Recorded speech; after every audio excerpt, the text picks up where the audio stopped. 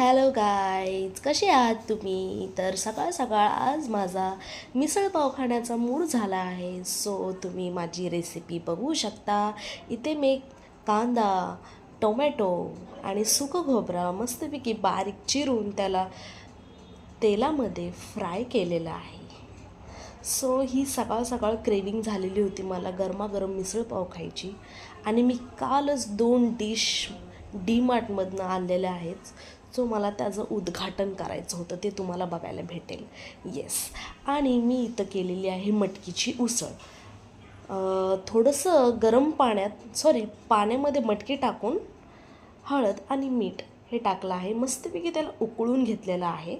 तर मटकीची उसळ आणि त्याचा स्टॉक रेडी झालेला आहे. आणि इथं तुम्ही बघू शकता कढईमध्ये मी थोडेसे पांढरे तीळ टाकलेले आहेत आणि परत एकदा त्याला ब्राऊन होऊसपर्यंत फ्राय करून घ्यायचं आणि त्यानंतर ह्याला मिक्सरमध्ये ग्राइंड करायचं आहे मस्तपैकी. आणि त्याच कढईमध्ये मी थोडंसं तेल घेऊन जिरा, कढीपत्ता हे टाकलेलं आहे आणि त्याच्यानंतर पूर्ण मसाले टाकलेले आहेत आपल्या घरभरातले म्हणणार होते मी. ठीक आहे.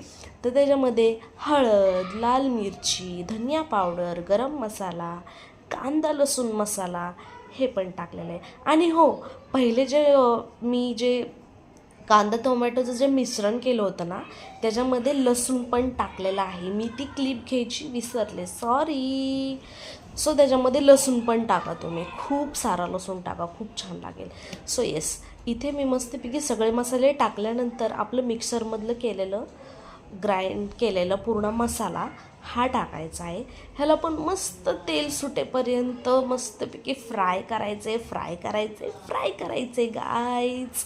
तुम्ही बघू शकता किती छान कलर आला आहे.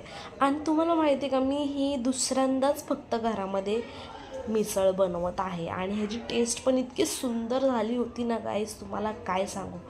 जास्त ऑइली नाही, जास्त तिखट नाही, अशी खूप हेल्दी मिसळ झाली होती आणि खूप छान लागत होती, अगदी बाहेरच्या हॉटेलसारखी. बघू शकते तुम्ही किती ऑइली तर छानपणे सुटले, म्हणजे आपला मसाला व्यवस्थित फ्राय झालेला आहे.